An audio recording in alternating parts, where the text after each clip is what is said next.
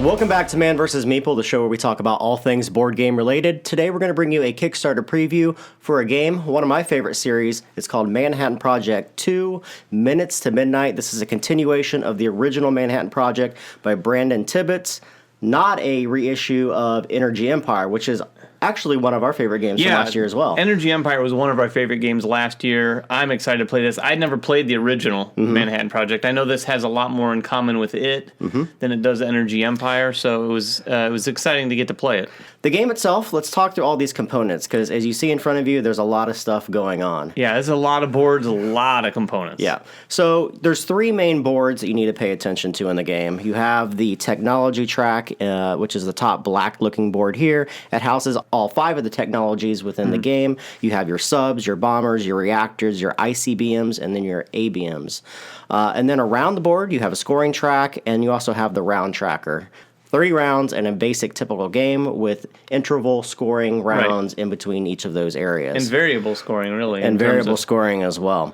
You have the building market. On the building market, you have 3 rows. The 6 different types of buildings are randomly inserted on these, so there may be some portions of the game where there's no buildings available at a particular cost. The 6 different types of buildings, you have factories, research labs, reactors, ICBM silos, ABM defenses, and then test sites.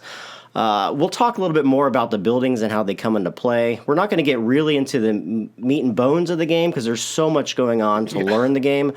And the bottom one is your actual worker placement spot. These are finally all the worker placement spots. These are all the locations that you can go to with the 4 different types of workers in the game. You have your general laborers, you have your spies, you have your generals, and then you have your politicians. Each of these have designated spots that they can go to. Not only those spots, but they can go to other players and your own building structures. Right. We'll talk about that when we get into the gameplay as well. At the very bottom, I'm not sure if you guys can see this or not, but each player will place all of their available subs, all of their level 3 and level 4 bombers, and then all of their workers except their 3 main general laborers down there, which they can be able to acquire through the course of the game through education. Yeah, there are a lot of components to acquire in this game that you don't start out with for sure. I mean, honestly, I think in my plays, I haven't even tapped every one of those stacks yet. Yeah. You also have a player board. Every player will have a player board in front of them. That player board consists of a worker track at the bottom. This is where they'll place their workers. You have your mainland board. This is where your buildings will be placed. Through the course of the game, you'll be acquiring buildings and placing them on these locations. You can build over other locations. There are some exceptions to that. And you have airspace. You'll be guarding your airspace from bombers that come into your area. Yeah, or invading others. And then across the top, this is a third world nation. You are part of a third world nation, which players can come in and invade you. There's a cool aspect to this game, though. You may think that there's a lot of take that in the game, and there are some ways to deny players victory points in the game, but you're not really hurting other players other than taking up spots that they could go to, typically. Yeah, the take that in this game really kind of boils down to clogging up things for other players. Yeah. I also like the fact that if the third world nation on your board is something that all the other players at the table can play with. Yeah. So I can go there and utilize it, but then someone else can go there. They're still messing with you, but then they're also, in a way, almost messing with me more. Right. You know, this is an area where every other player is competing. So to start the game, you will pick a first player. Everyone else around the table will either get more money or more laborers to be able to use if you're not first player. Each player will place 3 of their general laborers at the bottom. They'll start with no buildings, and you're going to place one of your colored markers in every other player's no control zone in their third world nation. You will not put one of your own colored markers in that area. You're also going to start off with 5 nukes, which are these awesome little yellow tokens, and you're going to start off with $5. And then you can, if you so wish, start off with a variable player power, which is a particular nation that gives you abilities throughout the course of the game. And whenever I have that in a game, I highly recommend it. This is just as good. Did they have that in the original? They did. I mean, if you're an experienced gamer, this is something you definitely want to start with. And then you'll have some cheat sheets around you, some military actions that you can take on your turn, and then the player structure. The turn structure of this game is incredibly simple. Yeah. It mirrors a lot of the things that you do in both Energy Empire and the original Manhattan Project, but there is a twist to this game. So, at the very start of a player's turn, they are allowed to construct any building that they so wish. They go to the building board and they can buy any building from the $1, the $2, or the $3 row.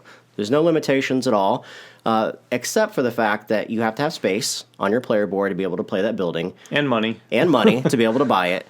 You cannot place a building over another building if a worker is already occupying that building, if there is a nuke sitting on that building, or if that building, being a test site, has been turned over and exploded. Right. Anything else is you can do.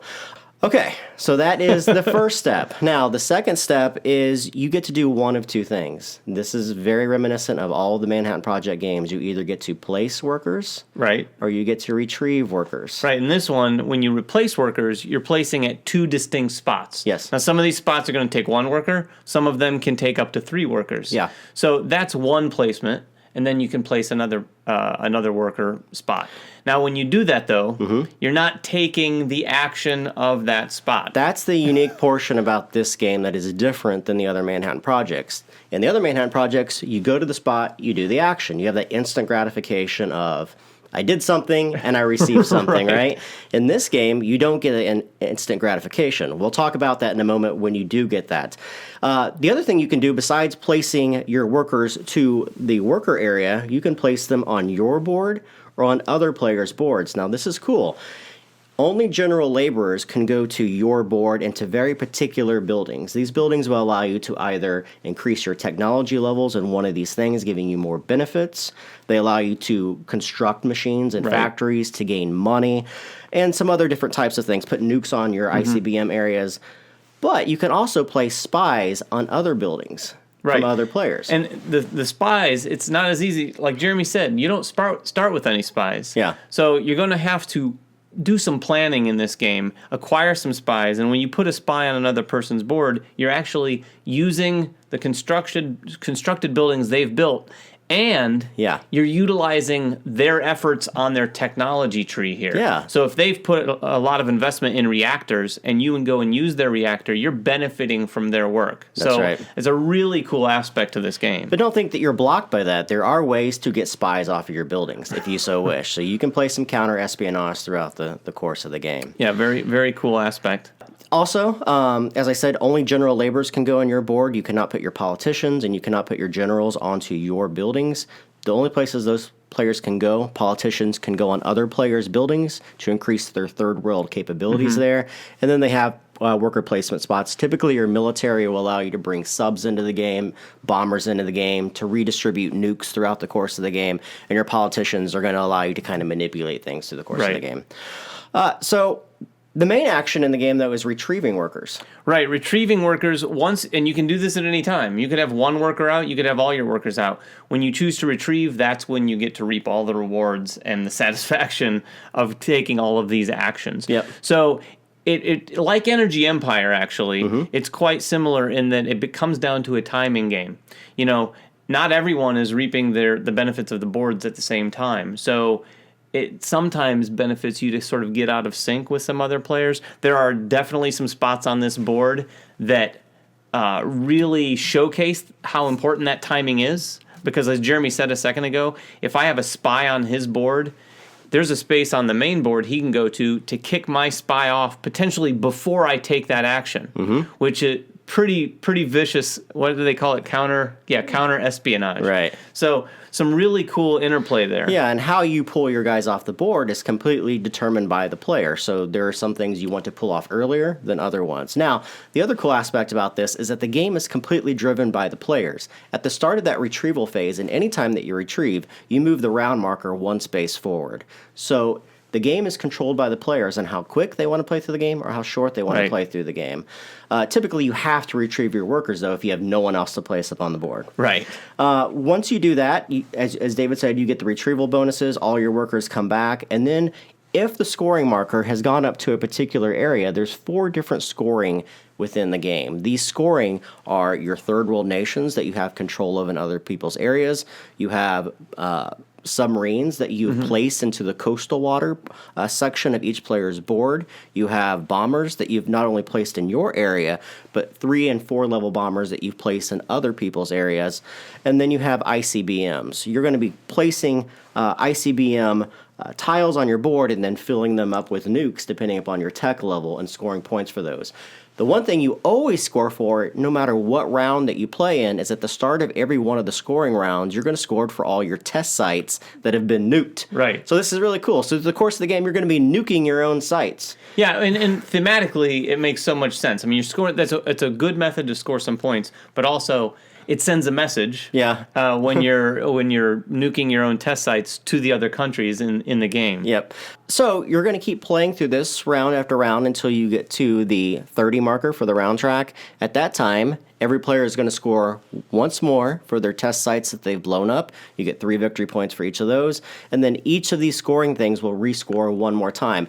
And there's a lot of things that you have to manage in here. We didn't talk a whole lot about the scoring, but the way that the scoring basically typically works is that you have these ABM launchers. And these ABMs are your defense against submarines, your defense against your IBCMs. Yeah, the whole variety of things. It's your defense against whatever nukes people have placed into your third world nation. And you're looking at that value times your technology level compared to how many nukes are being thrown your way from these different aspects and scoring victory points for those things. Yeah, the scoring is pretty interesting and layered in this. You're like Jeremy said, you're calculating your ABM against, say, my ABM against the amount of submarines that he has in here, or the amount of bombers that he has in my country. Yep. So there's a little math involved there, but it's really satisfying. Because you have to sort of pick and choose where you're deploying as well. Because if someone has a lot of ABMs, it might have a negative impact on your ability to score there. So you might want to go somewhere else. So I don't really want to talk about a review because this is a prototype that you're seeing in front of you. But there's some things I really liked about this game. When we first got done with the game, everyone at the table was like, this is interesting. This is very interesting. It's kind of a slow burn. There's a lot of things you have to plan in advance. A lot of planning. But once you realize and get through the game the first time, my brain started ticking about some of the things. Why did I build all these buildings that I didn't need to build in the beginning of the game? I could have just sent spies out and concentrated the very beginning of the game creating 3 spies and then just using your resources if I so wished. Yeah, definitely a game that makes you think afterwards, Yes. How could I have played that better? After at least the first play. Yep. Because, like you said, we didn't really, in our first play, use the spies too much. No. A couple of us did. So I never used a spy. In fact, I went heavy in military and politicians. And that's the other thing that's really interesting about this game. Like any good game, you're able to get to your points in a variety of different ways. Yeah. Our 4-player game ended up pretty tight. Yeah. Our scores, I think, we're all within about 10 to 12 We flipped points. the board score-wise, Yeah. and then we were 8 points between the first place and then the last place, and all of us were stuck in that middle area. Yeah, I mean, that's incredibly tight for that high of a score Yeah. value. So, I mean, when you can get to your scores that high in a multitude of different ways, it's a sign of a good game for sure. Yeah, very interesting game, guys. I'm sorry that we didn't go into all the nuts and bolts. It's a pretty heavy game. I mean, this is heavier definitely than Energy Empire. For sure. And it's definitely heavier than Manhattan Project. But in my feeling, it's more fulfilling. It's a longer game. It takes about 2 hours, 2.5 hours to get through. For 4 players, for sure. So go check that one out, guys. Manhattan Project 2, Minutes to Midnight, from the original designer of Manhattan Project. If you guys have any questions, please make them in the comments below. I'll answer them. David will answer them for you. Subscribe to us.